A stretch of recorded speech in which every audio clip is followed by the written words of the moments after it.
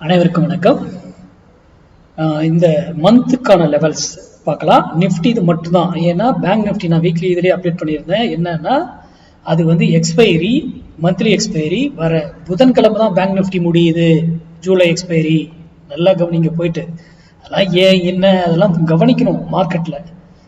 இது வந்து இப்போ இது வந்து நேற்று முடிஞ்சிருச்சு, வியாழக்கிழமை முடிஞ்சிருச்சு. நிஃப்டி எப்பவும் போல அது காமனாக லாஸ்ட் தேர்ஸ்டே முடிச்சிருச்சு. இது இந்த வீடியோவில் ஆகஸ்ட் மந்த் நிஃப்டினுடைய லெவல் மட்டுமே நான் அப்டேட் பண்றேன். இது பொசிஷனல் எட்ஜிங் இல்லாம செய்யக்கூடாது. இதை வைத்து ஆப்ஷன் பையிங் எல்லாம் பண்ணக்கூடாது. ஓகேங்களா? நல்லா புரிஞ்சுக்கோங்க. ஆப்ஷன் பையிங் எல்லாம் இதை வைத்து பண்ணக்கூடாது. எட்ஜிங்கோட இதை டைரக்ஷன் எடுத்து அங்க வரும்போது நீங்க முடிவு எடுத்துக் கொள்ளுங்கள். ஏன்னா மார்க்கெட்டுங்கிறது மேத்தமெட்டிக்கல் அடிப்படையில் தான் மார்க்கெட் இயக்கும். அதற்கு ஏற்றாற் போல் உங்களுடைய படிக்கிறதோ, நீங்க தெரிஞ்சுக்கிறதோ, நீங்க எந்த ஒரு indicator, pattern, moving average, price action, open எவ்வளவோ பார்க்கலாம். ஆனா மார்க்கெட்டு ஒரு விலையில தான் எல்லாத்தையும் நடத்துது. கரெக்டுங்களா? அப்ப அந்த விலை என்ன அப்படிங்கிறத கண்டுபிடிக்குது. இந்த மந்த்துக்கு எந்த விலையில வந்தா அது நடக்குது அப்படிங்கிறத வாட்ச் பண்ணுவீங்க. ஒவ்வொரு மாசமும் நம்ம போட்டுக்கிட்டு தான் இருக்கிறோம், ஒவ்வொரு வாரமும் போட்டுக்கிட்டு தான் இருக்கிறோம். இயர்லி லெவல் இயர்லி பிகினிங்லேயே போட்டோம். கரெக்டுங்களா? அப்போ நம்ம வந்து ஒவ்வொரு விஷயமும் மேக்ஸ் அடிப்படையில், மேத்தமெட்டிக்கல் அடிப்படையில் தான் நம்ம அணுகிறோம். ஓகேங்களா? யார் யூடியூப்ல கொடுக்கறது எதையுமே நம்ம நம்பக்கூடாது. நம்மளுடைய அனலைஸ்ல அது சரியா இருந்தாதான். எப்பவுமே ஒரு குறள் இருக்குல்ல, திருக்குறள்ல, எப்பொருள் யார் யார் வாய் கேட்பினும் அப்பொருள் மெய்ப்பொருள் காண்பதறிவு. யார் என்ன சொன்னாலும் இன்க்ளூடிங் மீ, நீங்க அனலைஸ் பண்ணி நீங்க அதை பற்றி, மார்க்கெட்டை பற்றி முழுமையா படித்து தெரிந்துக்கிட்டு தான் ட்ரேட் பண்ணணும். இல்லையா ட்ரேடிங்கள் எல்லாம் இருக்கவே கூடாது. சரி, இந்த மந்த்துக்கான நிஃப்டி லெவல்ஸ் பார்க்கலாம். நிஃப்டி செல் 25,532 பக்கம் தான் நீங்க வந்து செல் பண்ணலாம். அதோடைய ஸ்டாப் லாஸ் 25,618.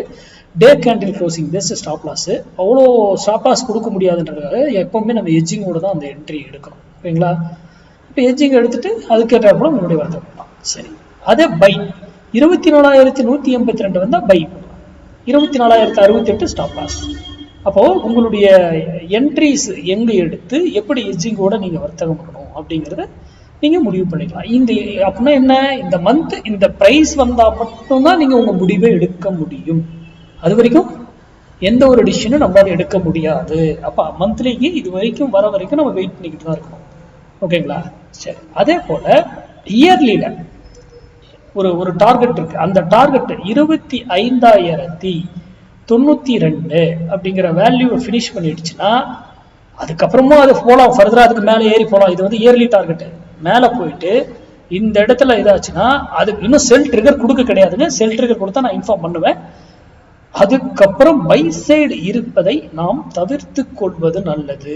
யாருக்கு இன்வெஸ்ட்மெண்ட் பண்றாங்களே லாங் டேர்ம், இதுல அது ஒரு குறிப்பிட்ட ஸ்விங் ட்ரேட் மாதிரி சின்னதாக பண்ணுவோம். லாங் டேர்ம் பண்றவங்களும் விட்டுருங்க. அது நிஃப்டி நாம ஏற்கனவே சொல்லிக்கிறாரு ஒரு 80,000 போகும் அப்படின்றதுலாம். நம்முடைய 80,000 போறதுக்கெல்லாம் வாய்ப்பு உண்டு ஒரு 10-15 வருஷத்துல. அதை விட்டுருங்க. ஸ்விங் ட்ரேட் ஷார்ட் டேர்ம்ல வந்து ஒரு 3 மாசம் 6 மாசம் ஒரு வருஷம் அப்படியெல்லாம் ட்ரேட் பண்ணுவாங்க இல்லையா, அவங்க வந்து இன்வெஸ்ட்மெண்ட்ல கொஞ்சம் கேர்ஃபுல்லா எட்ஜிங் எடுத்து வச்சுக்கிறது பெஸ்ட். இன்வெஸ்ட்மெண்ட்டுக்கு எட்ஜிங். ஓகேங்களா? அது சிறந்தது. எப்போ 25,092 டச் பண்ணதுக்கு அப்புறம் மார்க்கெட் மந்த்லி வேல்யூ மேலதான் இருக்கு. அங்க போச்சுன்னா செல்லிங் ப்ரெஷர் ஏற்படுவதற்கான வாய்ப்புகள் இருக்கு. ஆனா நான் செல் ட்ரிகர் ஆனாக்கல நான் என்ன ஏதுங்கிறத நான் இப்ப இன்ஃபார்ம் பண்றேன், பார்த்துருந்தேன். ஓகேங்களா? அதனால இதை தெரிந்து கொண்டு புரிந்து கொண்டு வர்த்தகம் பண்ணுங்க. நன்றி, வணக்கம், வாழ்க வளமுடன்.